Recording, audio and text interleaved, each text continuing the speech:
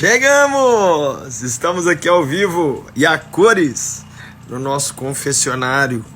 Já estamos há 2 meses caminhando com vocês todos os santíssimos dias, ouvindo o que vocês têm a dizer, orando por vocês, abençoando cada vida. Hoje foi um dia punkzeira para mim. Preguei 2 vezes na minha igreja, acabei de chegar de lá, mas a gente está aqui animado para mais um confessionário, para a gente orar, para a gente clamar a Deus, para a gente pedir a Jesus socorro para as nossas vidas, para esse momento que a gente está passando. Então, divulga, Zé. Clica aqui, ó. Clica. Clica aqui, por favor, ok? E manda a live pro pessoal, para a gente poder trocar uma ideia e bater um papo e ter nossas dúvidas respondidas. E eu queria que você chegasse também ajudando outros. Você ajuda outros quando você envia a live para outras pessoas participarem e terem suas dúvidas respondidas. Muita gente está dizendo que a live literalmente tem sido o alimento espiritual deles durante a pandemia. Então eu queria que vocês ajudassem literalmente a evangelizar pessoas, né? Então, manda aí, manda para todo mundo. Eu estou com a garganta um pouco rouca, porém, nós estamos animados e eu quero que você colhe aqui com nós aqui, por favor. Eu hoje quero responder perguntas difíceis, então, por favor, mande perguntas difíceis, manda perguntas para eu falar assim, não sei. Aqui na live, quem participa aqui já há mais tempo sabe que tem dias que eu falei assim, não sei. Pergunta, não sei pra quem. Pergunta pra alguém, menos pra mim. Mas hoje eu quero que você me mande aquelas perguntas, né? Tô com a Bíblia aqui do lado. Se você mandar versículos, nós vamos abrir e vamos tentar entender o que é que a palavra de Deus está dizendo. Mas principalmente, nós vamos orar.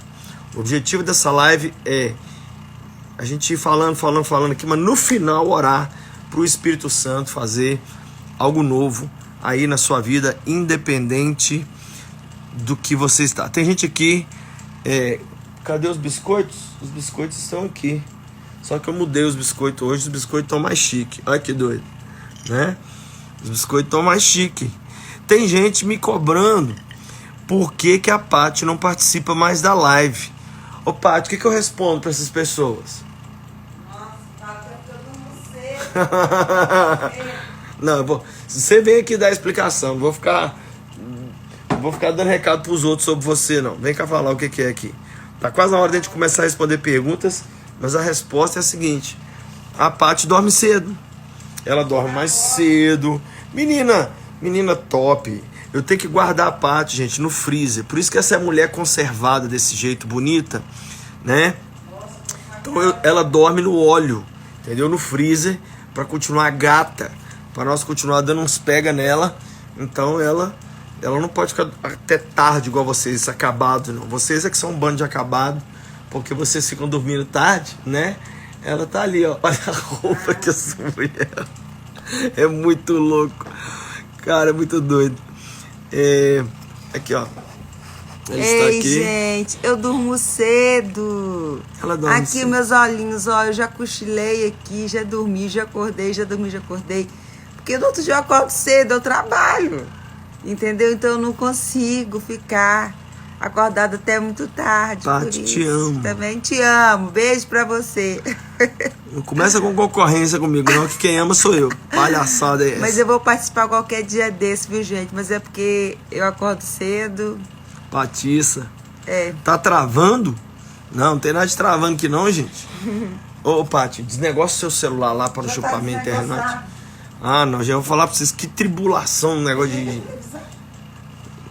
internet tribulada. Tá melhor aí? Tá melhor? Amém. Então vamos começar a responder perguntas. Vamos lá. Primeira pergunta de hoje. Patiguel tá aqui perto aqui.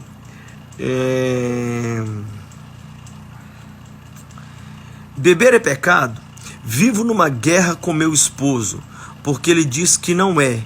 E eu digo que sim, mas é uma guerra mesmo. Não precisa. Deixa eu explicar uma coisa para você. A bebida alcoólica é uma desgraça tão grande, que eu outro dia li um estudo que a bebida alcoólica mata mais pessoas ao redor do mundo que as drogas. A bebida alcoólica, inclusive, é a grande porta, é a antessala das drogas. Estudos comprovam isso. Ninguém sai do zero para cocaína. A bebida está sempre no meio do caminho. Eu já atendi milhares de casamentos desfeitos por causa de bebida, né? De pessoas que perderam a virgindade, ficaram bêbadas, acordaram na cama com alguém, foram violentadas, pessoas que bateram o carro na estrada. Então, assim, não tem que ter cérebro. A pessoa, para poder defender a bebida alcoólica, ela literalmente tem que estar alcoolizada, porque a bebida alcoólica ela é um mal em si.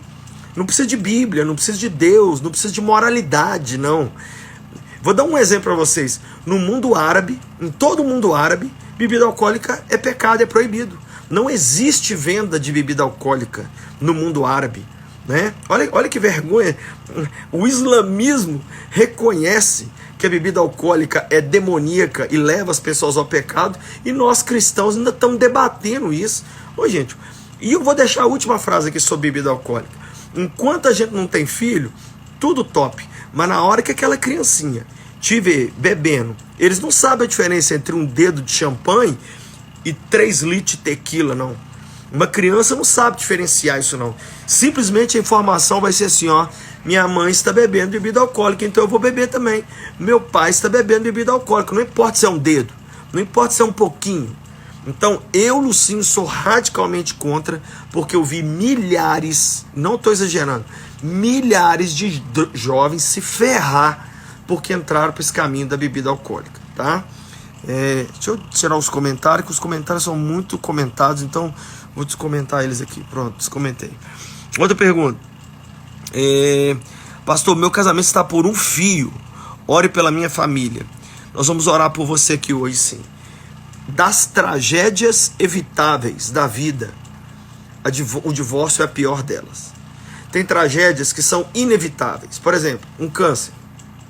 Ninguém escolhe, né? Um desemprego. Você não fala assim: eu vou ali hoje que eu tô querendo ser desempregada. Não. Ninguém escolhe bater um carro e morrer num acidente. Isso são tragédias inevitáveis.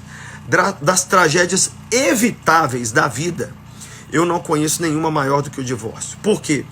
Porque como pastor de jovens e adolescentes que eu sou há 30 anos, eu tenho lidado exatamente com as ruínas do divórcio, que é o quê? Os filhos arrebentados. Gente, não tem um filho no mundo preparado para ver pai e mãe divorciar. Não tem. Não tem. Se o filho tiver 80 anos de idade e ele vê os pais de 150 divorciar, ferra a cabeça do moleque. Eles podem até dizer que entenderam, que tá tudo bem, mas não tem nada bem. Não tá nada bem. Eu sei. Eu cansei de sentar, não foi com 5 mil não, foi com milhares em gabinete ao longo de 30 anos, gente. Ai, vocês têm que acreditar na gente, caramba. Gente, luta pelo seu casamento. Eu preguei outro dia um sermão chamado Lute pelo seu casamento como se fosse pelo seu namoro. Por quê? Porque pelo namoro o povo passa por cima de ciúme, briga, os pais do outro que não gosta, luta, faz de tudo, eles fazem de tudo para salvar o namoro. Quando entra no casamento, aí, incompatibilidades. Lute pelo seu casamento. Você já fez de tudo por ele? Nós vamos orar pelo seu casamento aqui hoje. O que mais?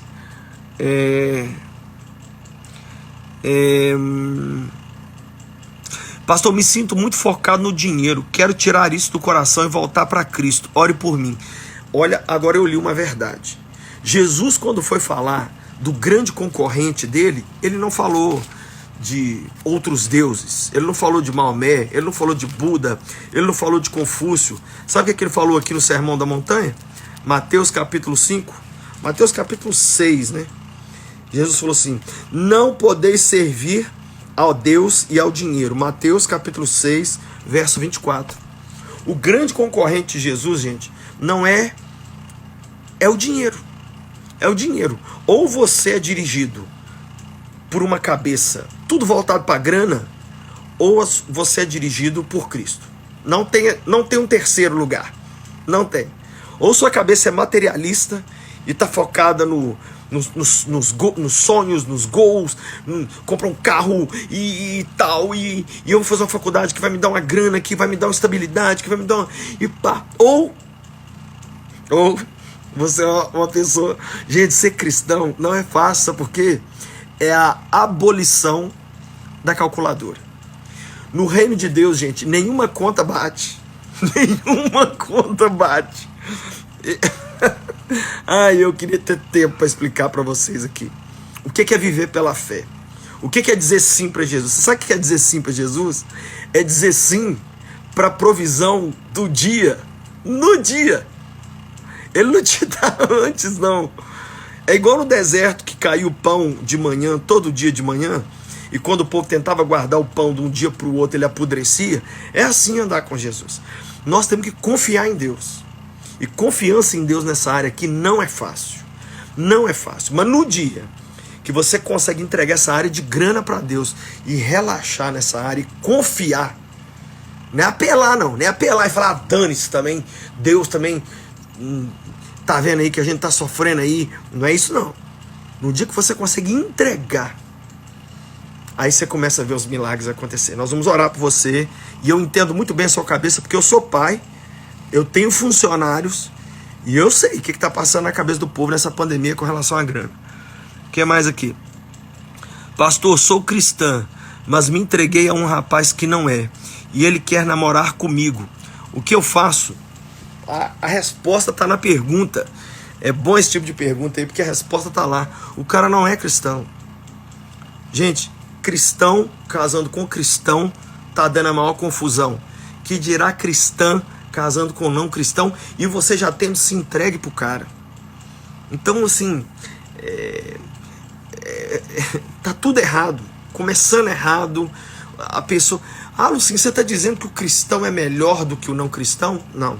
Eu estou dizendo que o cristão é diferente. É aquela velha analogia que eu faço aqui toda vez. O passarinho pode casar com peixe? Pode. O problema é onde que os dois vão morar. Porque um vive voando, o outro vive nadando. São seres inencaixáveis. Só encaixa o pênis na vagina, mas o mais nada. Um vive com projetos para essa terra. O outro tem a consciência da eternidade. Um serve o Deus dinheiro. O outro serve o Deus Jesus.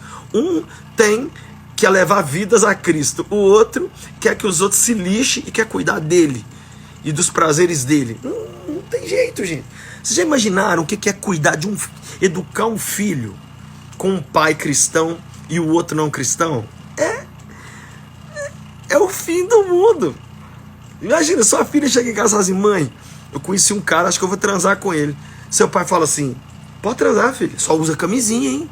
Aí você fala assim, sangue de Jesus, de jeito nenhum, você tá louca? São milhares de exemplos que eu posso ficar dando aqui até amanhã, né? Tem o famoso exemplo do Halloween, que eu atendo todo dia. Mãe crente, pai não crente, ou o contrário, aí chega a cartinha da escola. Vamos ter festinha do Halloween. Mande seu filho fantasiadinho de demônio. Aí o pai fala, oba, vou comprar uma roupinha de pombagirinha pra você, viu, filha? Aí a mãe, o quê? Você tá louco? É o marido que é crente, a esposa que não é. Aí o marido fala que vai dar dízimo. A esposa pula dessa altura e fala, de jeito nenhum, meu dinheiro você não vai dar pra pastor nunca. Gente, são milhões de incompatibilidades. Milhões. Então assim, dentro do reino de Deus, você tem que ser muito criterioso para escolher. Você tem que escolher uma pessoa com um chamado parecido com o seu, que dirá pegar uma pessoa de fora. Não tem, isso aí é fora do normal. Pastor, sou solteira, tenho 29 anos e sinto que não sou atraente. O que fazer? Então eu tenho uma frase para você.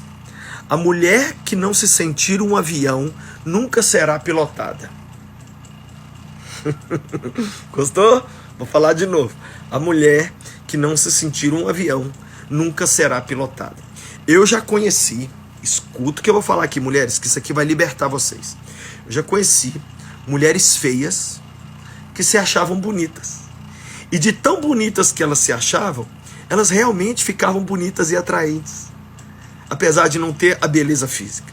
E eu já conheci um monte de mulher bonita, bonita mesmo, que se sentia feia. E por isso, realmente, começaram a atrair um olhar crítico e um olhar chato das pessoas, porque ela se detestava. Então, o olhar que você tiver para você vai determinar muito a forma como as pessoas te olham. É aquilo que a gente vem falando aqui nas lives, gente, sobre identidade. Você não se sente atraente. Isso aí é um sentimento, isso é uma mentira. Eu te garanto que em algum lugar do mundo tem alguém que vai olhar para você e vai se sentir atraído. Agora, você precisa facilitar para essa pessoa. Como?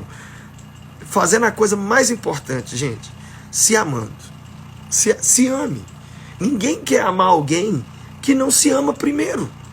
Qual que é o nosso problema? A gente está com a identidade tão ferrada que quando alguém começa a amar a gente idolatra mais essa pessoa do que a gente. Resultado, quando essa pessoa começa a fazer mal pra gente não tira ela da nossa vida. Por quê? Porque a gente acha a outra pessoa mais importante do que a gente. Não. Você primeiro ama você. O que a Bíblia diz? Ame o próximo como a você mesmo. Primeiro você tem que amar você mesmo, para depois você amar os outros. Então, por favor, eu tenho certeza que você é uma pessoa atraente. Você não se sentir assim ou não se ver assim é o que é o problema aí. Você tem que repensar esse. Você tem que se imaginar um avião para ser pilotado um dia, né? Pastor, há diferença entre pecado e iniquidade? Sim e não. Pecado é uma quebra da lei de Deus, ok? Mas a Bíblia costuma, quando a Bíblia chama um homem de iníquo, não é simplesmente que o cara foi lá e quebrou uma lei de Deus. Iniquidade é coisa praticada por iníquo. Iníquo são pessoas, não é pecador comum, é gente que é contra Deus, frontalmente contra Deus. Então, quando a Bíblia fala filhos de Belial, homens iníquos, não está falando de pessoas que pecam, está falando de pessoas que pecam e que defendem o pecado e que são abertamente anti-Deus e que aplaudem as práticas pecaminosas. É isso aí que é um iníquo, né? Então, nesse sentido, iniquidade é uma coisa pior do que o pecado. Mas se você olhar no Aurélio, lá no dicionário, você vai ver que são sinônimos. Mas, dentro do conceito teológico, iniquidade, ele pode ser entendido como uma coisa pior do que o simples pecado ou a simples quebra de uma regra de Deus. Pastor, você acha correto pastor falar de política no culto? Com toda certeza precisa falar de política no culto, né? Toda área que o cristianismo não entrar, ela vai apodrecer. Por quê? Porque os cristãos são o sal da terra e a luz do mundo. E você sabe que o que mantinha a carne no passado sem apodrecer era o sal. Quando você tira o sal, a carne apodrece. Por que a política, não é no Brasil, não, no mundo, vem deteriorando tanto? Porque os cristãos conseguiram demonizar a política. Aí saíram da política. Resultado, todo buraco que a igreja deixa, Satanás toma. Então, Jesus, nós temos um texto na Bíblia onde Jesus responde ao governador Herodes. Nós temos João Batista, que foi morto porque foi lá envolver com política, literalmente envolver com política, porque o João Batista foi lá condenar os erros e os pecados do governador. Nós temos uma frase do grande Charles Spurgeon, pregador do século XVIII, que ele dizia o seguinte: não há tolice maior do que dizer que o cristão não deve se envolver com política, porque isso leva a política à falência, né? No Velho Testamento, gente, quase todos os profetas do Velho Testamento foram mortos porque eles profetizavam contra as políticas dos reis. Então o cristão sair da política. Agora, o que eu não sou a favor? Eu não sou a favor de transformar o altar num palanque político. Aí é outra coisa. O que você me perguntou aqui é o seguinte: o pastor pode falar de política? Pode não. Precisa falar. Chega de ter um povo cristão que não é politizado. Precisa. Pastor que não fala de política no púlpito peca. Peca. Assim como não falar de casamento peca, não falar de dinheiro peca, não falar sobre como criar filho peca. Agora, o que não pode é transformar num palanque político, que aí é outra coisa diferente.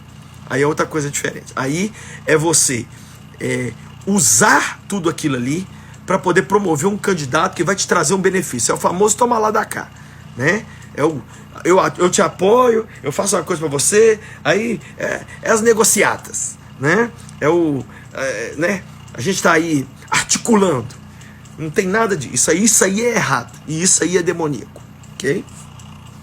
O que mais?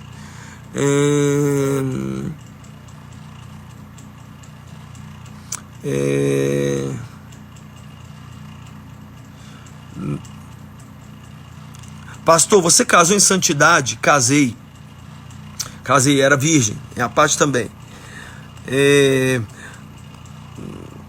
Tem também José, que foi governador. Assim, não. O cristão tem que estar envolvido demais com política. Pastor Lucinho, você pode me explicar o capítulo 15, verso 3 de Provérbios? Provérbios 15, 3. Primeira coisa que me dá é raiva, que eu não sei de cor. Provérbios, se tem um livro que eu tinha que saber de cor, era Provérbios. Eu já li ele 100 mil vezes. Vamos ler aqui. Provérbios 15, verso de número 3. Os olhos do Senhor estão em toda parte, observando atentamente os maus e os bons. Isso aqui está falando de um dos atributos de Deus, que é a sua onisciência, né? Deus sabe de tudo. Quando a Bíblia diz os olhos observando, não é um monte de olho, não. É Deus, como ser infinito que consegue saber de tudo, ter ciência de tudo. Então, para o ser humano entender isso, o escritor Salomão falou que os olhos de Deus, como se Deus tivesse 1 milhão de olhos. Mas Deus não tem 1 milhão de olhos. É que ele consegue saber de tudo ao mesmo tempo, né? O que mais aqui? Qual a diferença entre chamado e propósito? Bem, a princípio nenhuma. A princípio é a mesma coisa. Missão, propósito, chamado, vocação, destino, tudo a mesma coisa. Mas se você quiser ser um pouquinho mais específico, o propósito pode ser assim: você nasceu para quê? Eu nasci para curar pessoas. Top, um propósito. Mas qual é o seu chamado? Ser médica. Então, às vezes o propósito é uma coisa maior e o chamado, às vezes, é uma coisa menor que vai compor a coisa maior. Não sei se deu para entender, não sei se vocês já estão com muito sono aí, mas se deu para entender alguma coisa que eu falei aqui. Como Jesus pode ser filho de Deus se ele é o próprio Deus? Então, o meu filho sou eu. Vocês comentam isso nas fotos. Eu ponho uma foto minha do Davi, vocês vão lá e escrevem assim: são irmãos? É a mesma coisa um do outro. Como pode? Que isso? Absurdo. Eu fiz uma live anteontem sobre Israel com a minha família toda. O comentário que mais teve foi assim: quem é a mãe, quem é a filha? Quem é o pai, quem é o filho? Um dia Filipe, um dos apóstolos de Jesus, virou para Jesus falando de Deus. Aí Filipe, todo santo, falou igual você, menino. Falou assim: Senhor, mostra-nos o Pai, e isto nos basta. Bem draminha, assim. Aí Jesus falou assim: Filipe, quem me vê, Zé, vê o Pai. Você tá me vendo aqui? Eu sou o Pai e eu somos um. Eu e o Pai somos um. Mas na manifestação que Deus fez ao mundo, ele resolveu chamar essa pessoa que veio ao mundo de filho, para a gente entender. Se Deus não se chamasse de pai, e o Deus que desceu para encarnar não se chamasse de filho, nós não íamos conseguir entender a mensagem. Então, quando fala pai, a gente fala assim: eu sei o que é um pai.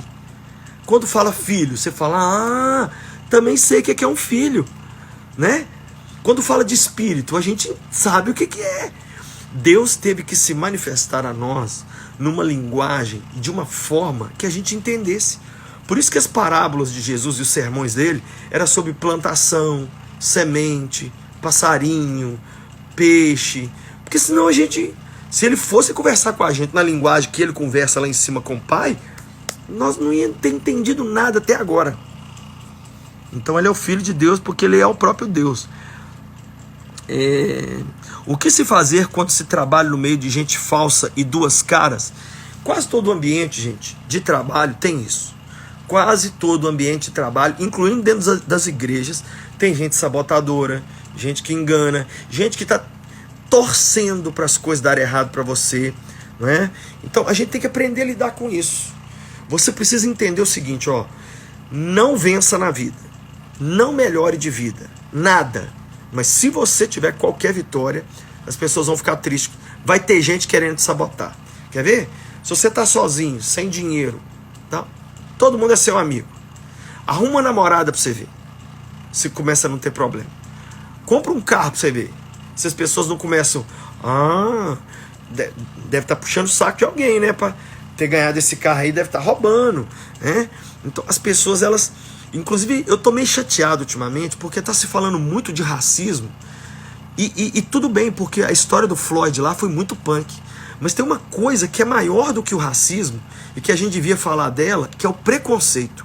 O preconceito é maior do que o racismo, porque o racismo é preconceito pela cor.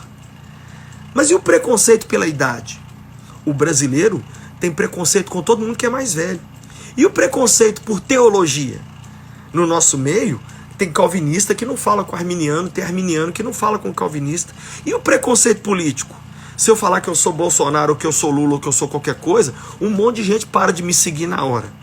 E se falar de preconceito de dinheiro? Gente, eu vou falar para vocês, o Brasil é um país onde o bom é ser pobre. Porque se você for rico, ou se você, não precisa ser rico, melhorar um pouco de vida, sabe o que todo mundo vai falar? Vai ter preconceito de você.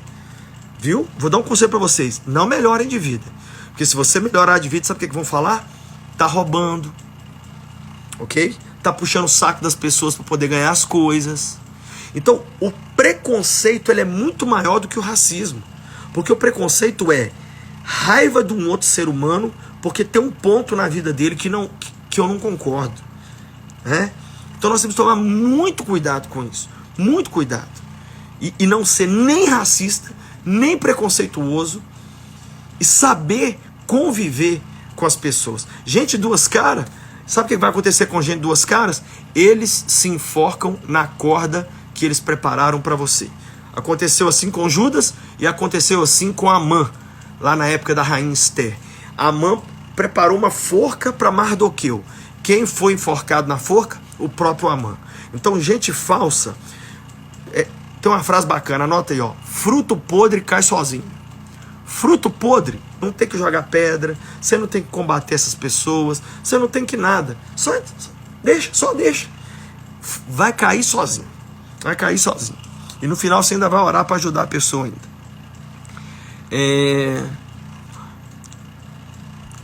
Tem 3 perguntas, aí eu não consegui entender. Calvinismo? Heresia braba? Uma vez salvo, salvo para sempre? Tá ali sua pergunta, mas eu não entendi o que você quis me perguntar.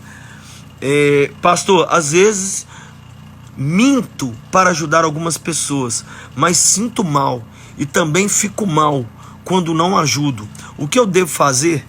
Você é filha da luz, você é filha da verdade.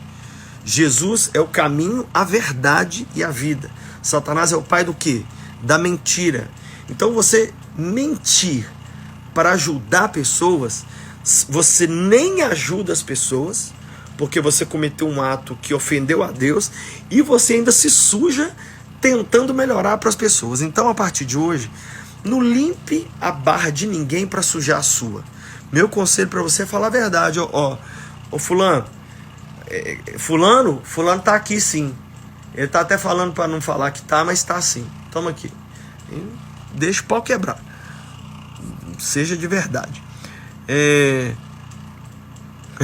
Brigar, xingar e responder as pessoas em pensamento é pecado?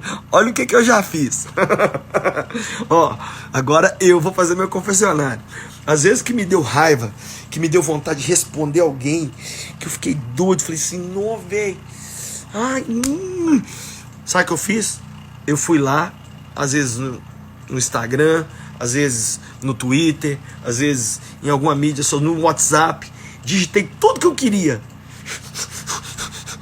Aí peguei e apaguei. Já teve áudio que eu gravei, 3, 4 minutos, desabafei e apaguei o áudio. Nem cheguei a enviar. Descobri que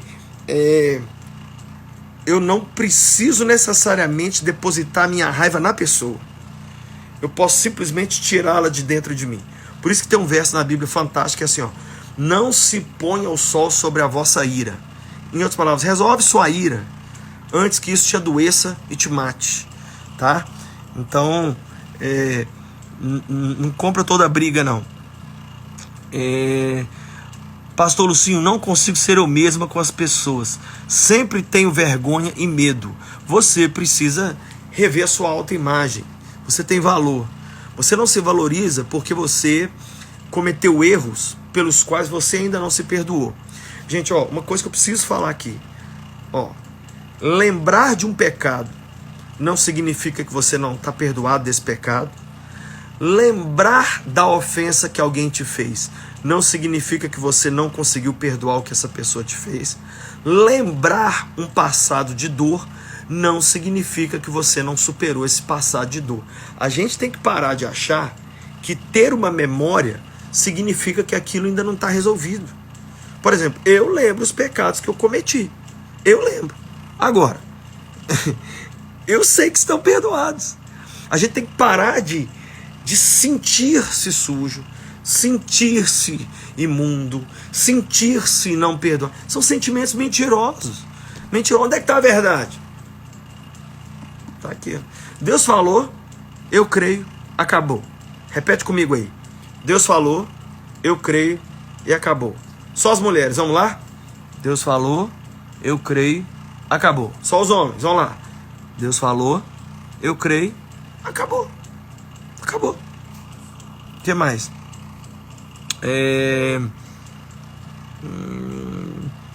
Pastor, como foi sua primeira viagem para fora do Brasil? Medo, autoconhecimento, foi uma das coisas mais fantásticas que me aconteceu.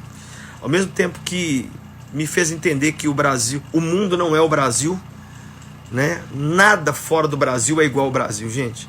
O Brasil é o Brasil. A forma de ser cristão fora do Brasil é completamente diferente daqui. Por exemplo, dou um exemplo. Eu fui para o Haiti. Cheguei lá no Haiti. Os cultos normais no Haiti têm 8 horas de duração, né? Fui na Índia. Sabe o que eu descobri na Índia? O povo mais pobre que eu já vi na minha vida. Mas ninguém vai ao culto sem levar uma oferta. Mas as ofertas deles são assim: uma alface, um ovo, uma moeda, um chinelo. Mas o indiano não tem coragem de ir a um culto sem levar uma oferta para Deus, mesmo os mais miseráveis, né? Então, cada lugar que eu fui no mundo, já tive em mais de 40 países pregando, eu descobri que o Brasil, nós estamos isoladinhos aqui, que a nossa forma de fazer tudo, eu gosto desse exemplo aqui, que ele é o melhor exemplo. O que é a mulher, né? A mulher no Brasil é o bumbum. Tem bumbum? É mulher. Não tem? Não é. Nos Estados Unidos, sabe qual é a parte do corpo da mulher que tem que ter? Seio. Então as mulheres lá, muitas não tem bumbum nenhum, mas tem que pôr peitão, né?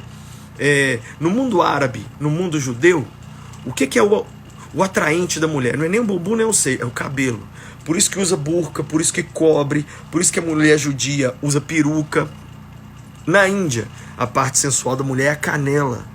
Então as mulheres podem andar até de seio à mostra, mas os vestidos têm que esfregar no chão, porque não pode mostrar a canela. Então, você vai descobrindo que você está morando aqui no Brasil, achando que o mundo é igual ao Brasil. Você põe o nariz ali na Argentina, ali na Bolívia, ali no Paraguai, já muda tudo. Muda tudo. Então, uma viagem para o exterior é uma coisa assim, pede a Deus. Quem sabe você não vai com a gente para Israel, você cair o queixo lá, ver uma cultura completamente diferente. Pastor, o que nós filhos podemos fazer para agradar ainda mais nossos pais? Gente, essa pergunta é top, porque tem uma resposta só. O maior medo dos pais não é filho ficar solteiro, não é filho não fazer faculdade, não é a filha transar com alguém, engravidar, não é filho nada. Pais, você quer agradar um pai, uma mãe? Faz uma coisa só uma. Pega um papel, uma caneta, fala assim: pai, mãe, fala pra mim as piores porcaria que você fez na sua vida. Aí você vai anotando. Anota. aí não faça aquilo. Acabou. O sonho dos pais não é ver os filhos vencer, é ver os filhos não repetir os erros deles. Eu já falei isso com o Davi, com a Amy 100 mil vezes. Gente, eu não importo se vocês vão ter dinheiro, não vão ter, se vocês vão ter muito seguidor, não vão, se vocês vão ser pregador, não vão. Nunca falei para nenhum dos meus filhos ser pregador, nunca. Mas o que eu peço para eles de mão junta, já sentei com eles várias vezes e falei, gente, ó, o pai de vocês, eu quase tirei minha vida, porque eu não tinha identidade própria, eu me achava um cocô, né? Baixíssima autoestima. Eu tive depressão 3 vezes na vida, uma coisa que me arrebentou, e sempre fui perseguido por demônios e tentações na área sexual de uma forma exageradamente forte. E eu falei com os 3, ó, nessas 3 áreas que eu já me ferrei, e eu tô avisando vocês 2, não caia nessas 3 coisas. Não caia. Eu sento com eles e falo, se vocês não se ferrar nessas áreas aqui, por mim já tá bom. O resto a gente resolve com o tempo. Então, agradar pai e mãe por favor, não repete os erros deles, porque os filhos têm tendência de repetir erro de pai e mãe. Pastor, como ouvir a voz de Deus? Sempre busco por discernimento, mas ainda não ouvi. É muito fácil. Olha aqui a voz de Deus, ó. Ó, Deus falou. Ó, Deus calou. Ó, falou de novo. Ó, calou de novo. Tá aqui, gente. Tá aqui. Não, sim, você não está entendendo. Eu estou falando de coisas específicas da minha vida.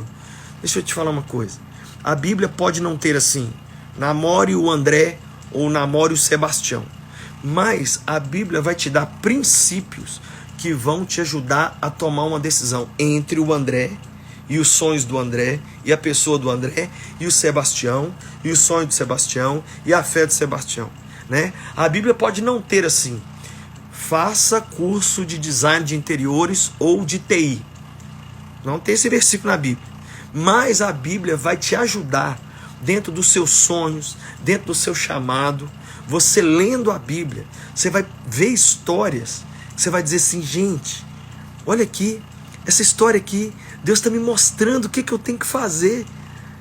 É impressionante, gente. Se você deixar o Espírito Santo te mostrar, nas histórias dos personagens bíblicos, ó, o que eu vou falar aqui? Nas histórias dos personagens bíblicos, você vai descobrir a sua história. Só que está escondido aqui dentro. Só que tem um versículo aqui dentro que diz, sabe o quê? A intimidade do Senhor é para aqueles que o buscam, né? Deus não vai sair contando os segredos dele para gente que é pouco íntima dele, não. Quem é pouco íntimo de Deus vai se lascar mesmo. Eu só conto meus segredos para quem é meu íntimo. Então, se você se tornar íntimo desse livro, gente, você vai começar a ler esse livro e vai falar assim, cara, olha aqui a história de José do Egito. Foi humilhado, foi vendido, foi desprezado pela própria família, mas depois ele salvou a família dele. Mano do céu, é minha história. Minha história. Então, mas isso aí, gente, não é pra qualquer um, não. É só para quem quer ser íntimo desse livro, né? Essa questão de querer ouvir a voz de Deus sem Bíblia, ela é perigosa. Deus pode falar com você confirmando dentro disso aqui. Mas simplesmente uma voz falando sem nada a ver com a Bíblia, é daí que nascem as heresias. O que mais? Lucinho, como surgiu o pecado em Lúcifer, já que não existiu mal no reino dos céus? Interessantíssima a sua pergunta. É um mistério. A Bíblia simplesmente diz que o mal surgiu nele. Não diz por quê. Uma coisa nós sabemos, não houve uma indução externa.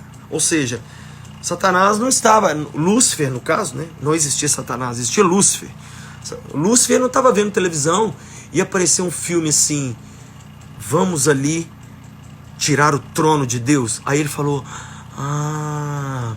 vou tomar o lugar do Todo-Poderoso. Não houve isso. Então preste atenção, por que o diabo nunca vai ser redimido? E nem os demônios? Por que eles não podem ser salvos? Porque eles não foram enganados. Só pode ser desenganado quem foi enganado. Nós, seres humanos, fomos enganados pela serpente. Então Cristo veio para quê? Nos desenganar com a mensagem do Evangelho. Ok? Mas Lúcifer e os demônios não. Eles não têm perdão por quê? Porque o mal surgiu dentro dele. A Bíblia diz que Lúcifer simplesmente quis ser igual a Deus. Ele quis o lugar de Deus. E ele saiu fazendo, né, a divulgação dele no céu. E a Bíblia diz que ele conseguiu levar 1/3 dos anjos com ele. 1/3. Caíram na conversa dele, né? Então, por que que isso surgiu? Como que isso surgiu? A gente não sabe. A gente sabe que não houve nenhuma tentação externa. Surgiu isso no coração dele, né? Ou seja, o que dá a entender é que até anjos têm livre-arbítrio, né? Se nós homens temos o livre-arbítrio, que dirá os anjos? O que mais aqui? No céu teremos livre-arbítrio? Na verdade, o céu vai ser o resultado do nosso livre-arbítrio. Eu não creio que em nenhum momento da nossa existência, seja nessa vida, ou seja na vida vindoura, nós viraremos robôs. Aleluia, aleluia, glória a Deus. Ai, qual é o próximo corinho que tem que cantar aí, Jesus? Então vamos lá, Corinho 122. Glorificado seja o teu nome, Senhor. Não, nada assim. Deus tem... Eu não quero um filho meu vir me dar um beijo no dia dos pais. Pai, Deus te abençoe. Felicidades no seu dia dos pais. Vai tomar banho. Sai perto de mim. Então, eu creio que nós vamos ter livre-arbítrio. Só que já não haverá mais o erro, o pecado. A árvore, a única árvore que estará lá é a árvore da vida. A árvore do conhecimento do bem e do mal, que foi através da qual Adão e Eva pecaram, não estará mais na Nova Jerusalém. Vai ser só forró, Zé. Dia e noite. Lucinho, o que você acha dos pregadores pentecostais, assembleianos? Muito top, muito fogo, muita unção, muito poder. Eu amo, de paixão. Que mais?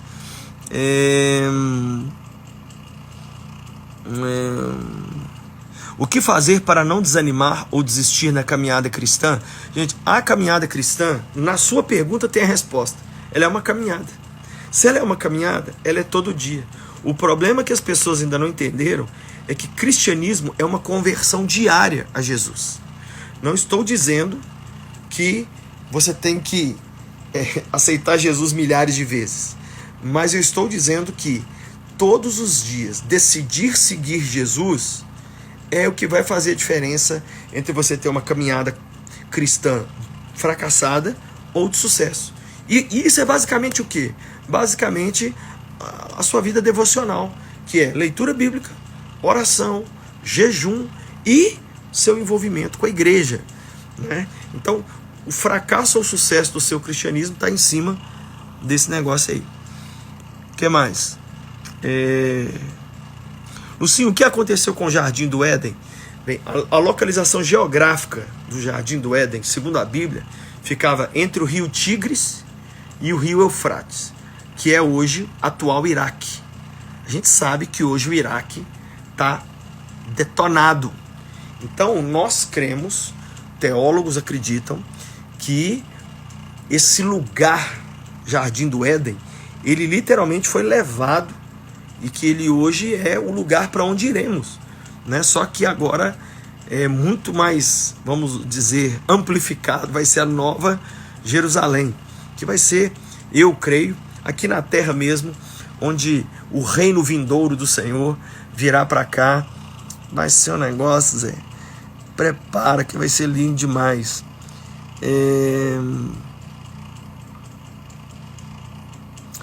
Pastor, oro para parar de amar uma menina, mas vejo ela no culto.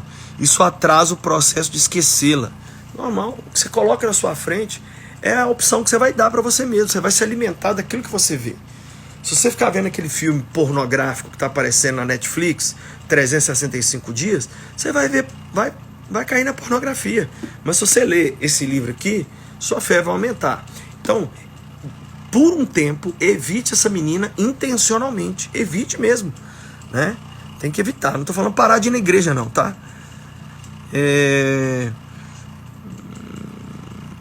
Sobre o arrebatamento oculto, tenho curiosidade em saber como pessoas vão sumir e não perceberemos. Eu não acredito nesse arrebatamento. Eu não acredito. Eu acabei de gravar um curso chamado Apocalipse Simplificado, vai ao ar em breve, onde eu falo como eu creio que vai ser o fim do mundo, né? Então, esse arrebatamento antes da grande tribulação, esse arrebatamento secreto, eu não acredito nele, até porque ele não faz sentido. Imagine, vamos supor que dos 8 bilhões de habitantes da Terra hoje, 1 bilhão seja cristão verdadeiro. De repente, toca a trombeta, eles desaparecem. O que os outros 7 bilhões vão falar? Hoje some uma pessoa, todo mundo sabe. Se 1 bilhão de pessoas sumir, gente, até o mais retardado não cristão vai falar assim: putz, mano, é o tal do arrebatamento que a minha avó ficava falando. Aqui os vídeos no YouTube que falava disso, ó. Todo mundo vai matar a charada. E aí o cara vai chegar, ninguém vai acreditar nele, que o pessoal vai dizer: pô, se teve o arrebatamento e agora apareceu um líder mundial, ele é o anticristo. Então, a história, ela só para você saber, eu vou adiantar aqui, nenhum cristão na história do mundo acreditava no arrebatamento antes da tribulação até 1830.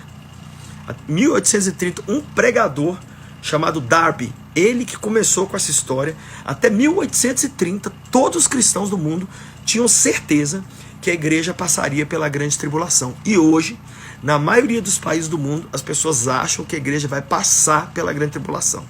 Então, eu acredito que a igreja vai passar pela grande tribulação e só vai haver uma volta de Cristo. No final da grande tribulação, quando ele vier, aquela cena do arrebatamento vai acontecer ali, naquele final.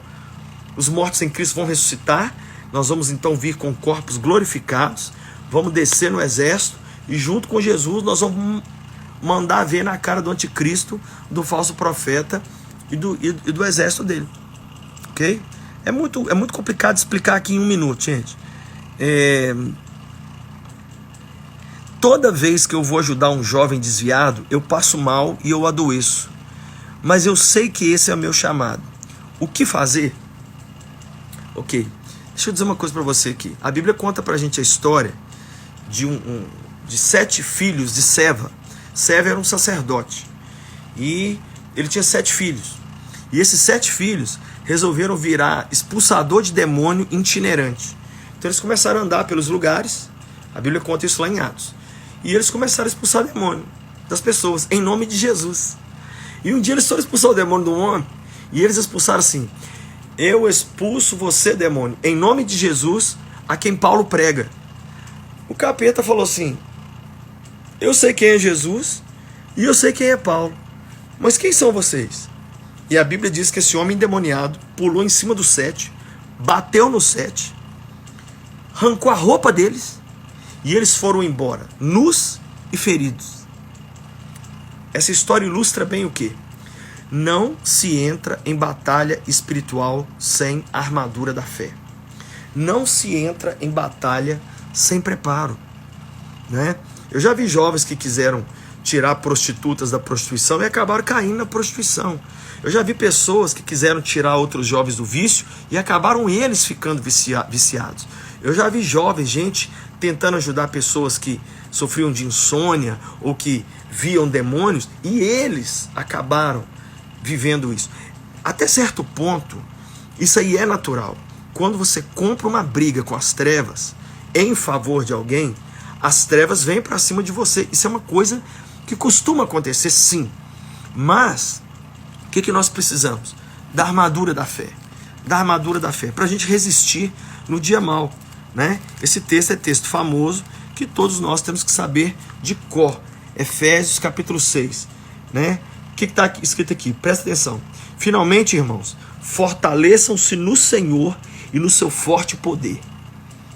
Vista toda, não é muita, vista toda a armadura de Deus, para que possais ficar firmes contra as ciladas do diabo. Em outras palavras, as ciladas virão. O problema é se quando as ciladas vierem, você vai estar com a armadura ou sem. Aí continua. Pois a nossa luta não é contra seres humanos. Seu problema não é pessoas. Você está lutando contra o quê? Poderes, autoridades, contra dominadores desse mundo de trevas, contra forças espirituais do mal nas regiões celestiais. Esse é o seu verdadeiro inimigo. Não é seus parentes, não é seu ex, não é seu patrão. Não é...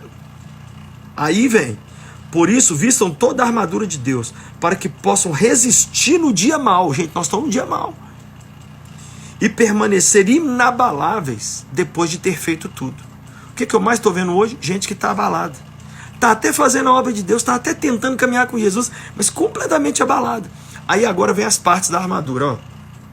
Assim, mantenham-se firmes, cingindo-se o cinto da verdade. O cinto é aqui, ó. Você tem que pôr o cinto da verdade. Por isso que eu respondi para aquela menina lá que é melhor ela não ajudar os outros, mas falar a verdade. Deus não vai agir em cima de uma mentira. Outra parte, vestindo a couraça da justiça. Aí é aqui, ó. Couraça é aqui no peito, ó. O que é couraça da justiça? Nós não somos justos, mas nós recebemos a justiça de Jesus na nossa vida. Fomos justificados pela justiça e pelo merecimento do Filho de Deus. O que mais? Calçando os pés com o calçado da preparação do Evangelho da Paz. Em outras palavras, os seus pés vão ser guiados pelo seu chamado. O seu pé não vai atrás de pessoas por qualquer motivo. Você não vai viver correndo. Quando você pergunta a pessoa assim, e aí fulano, como é que estão as coisas? O que quase todo mundo responde? Correndo atrás. Eles só não falam de quê, né? Eu vou te falar do que é. Correndo atrás de dinheiro. O texto aqui está dizendo que os nossos pés vão calçar o Evangelho da Paz. Você vai trilhar seus passos pelo seu chamado, pela sua missão na vida, e não simplesmente por ganhar grana.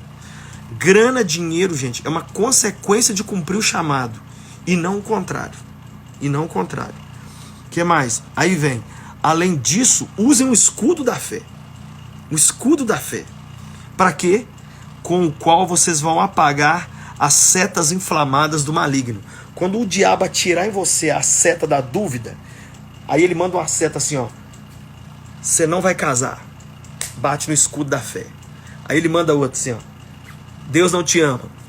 A sua fé acaba com isso. Aí ele manda outra flecha. Ele fala assim, ó, você vai pegar o Covid e vai morrer. Bate ali. Então, sem fé, as flechas do maligno entram na nossa mente. É por isso que tem muita gente aí pensando besteira. E aí vem aqui mais duas coisas que é: usem o capacete da salvação. Por que capacete é na cabeça, gente? A coisa mais importante é a cabeça. É muito melhor você machucar uma mão, um pé, as costas do que a cabeça. Machucado na cabeça é complicado. Em outras palavras, você tem que estar certo da sua salvação. Isso tem que ser um ponto pacífico, resolvido. E a última coisa, que é o quê? A espada do Espírito, que é a palavra de Deus. Eu hoje quero orar com vocês para Deus renovar essa armadura na sua vida. Como assim, renovar? Muitos de nós estamos literalmente indo para a luta vulneráveis, sem armadura. A gente está igual os filhos de Seva. Estamos indo enfrentar demônio assim, na tora, na cara de pau, na força do braço. Nós não vamos conseguir. Igual esse jovem aí, ó, que falou que tenta ajudar outros jovens, mas ele sente que a retaliação vem sobre ele. Então vamos orar. Deus, eu quero te pedir hoje uma renovação na armadura de cada um de nós. Quem sabe com o tempo, quem sabe com as lutas, quem sabe na própria pandemia. O nosso escudo não foi abaixando, a nossa espada não foi sendo aposentada, o cinto da verdade foi virando da mentira, a couraça da justiça caiu e o nosso peito ficou aberto para carências e sentimentos. Quem sabe, Deus, muita gente começou até tirar o capacete da salvação e duvidar daquilo que o Senhor já fez por eles na cruz.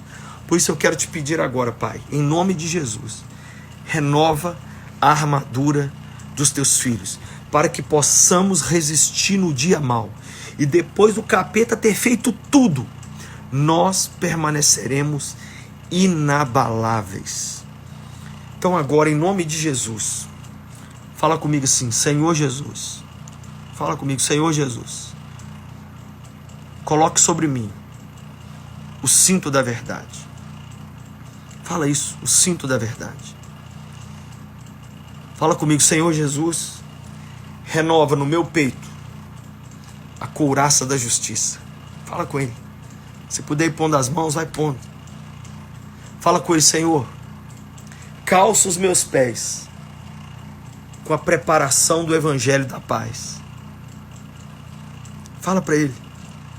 Fala para ele: Senhor, me dá agora o escudo da fé, para eu apagar os dardos do maligno.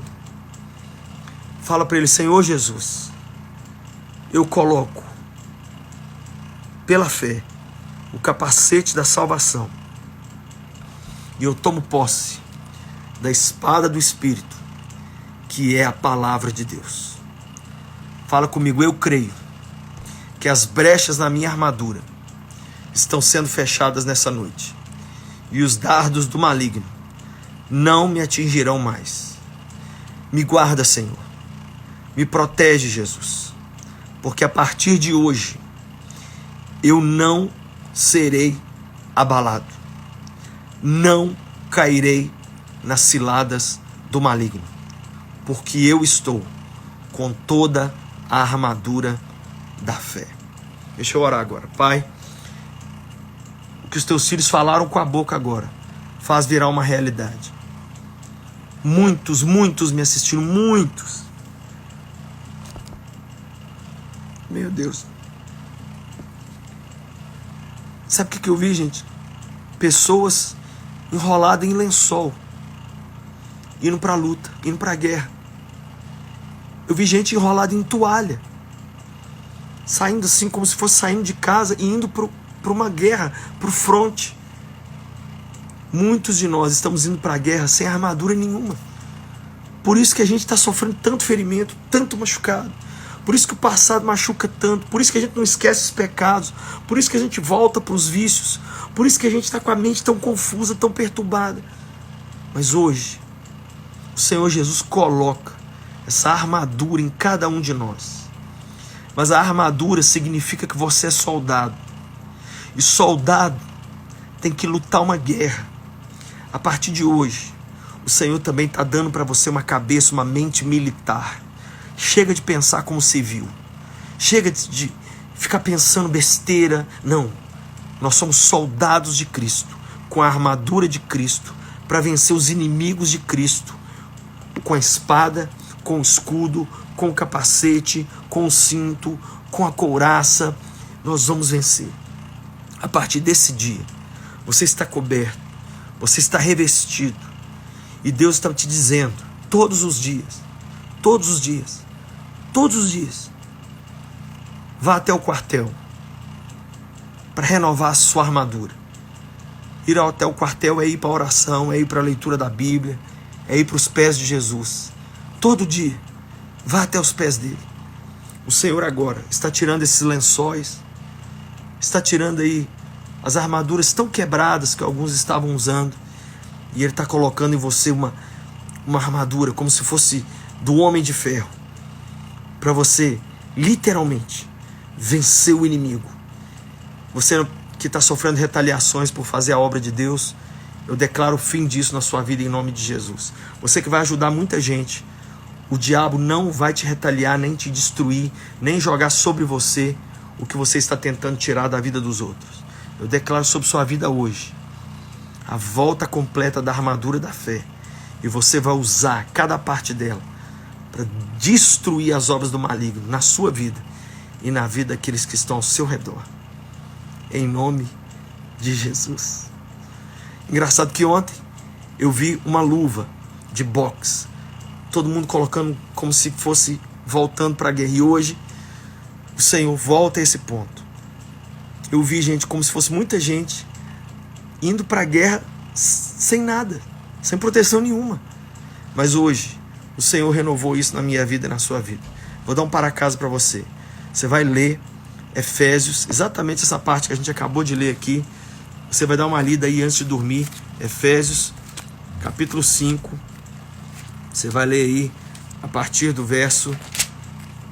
Efésios 6, do verso 10 em diante. Efésios 6, do verso 10 em diante. Eu vou salvar a live agora. Quero que você entre lá e comente o que você percebeu, o que você sentiu, o que Deus fez aí na sua vida agora, nesse momento. Qual é a sua percepção dessa live de hoje? Escreva pra gente em nome de Jesus. Eu quero saber, eu tenho curtido todos os comentários E muitos comentários de vocês têm ajudado muita gente, porque eu coloco os comentários de vocês no meu story, aí o pessoal entra lá, lê, é abençoado, entra na live e também acaba sendo tocado, tá? Quero também te dizer que amanhã, 3 horas da tarde, a live sobe no meu canal do YouTube. Se inscreve lá, gente, no YouTube. Tá faltando pouquinho para 1 milhão. Muito pouquinho. E tem camisetas e livros e bíblias lá na loja do Lucinho. Deus abençoe vocês. Dorme com Deus. Amanhã nós estamos aqui de novo para a glória de Jesus.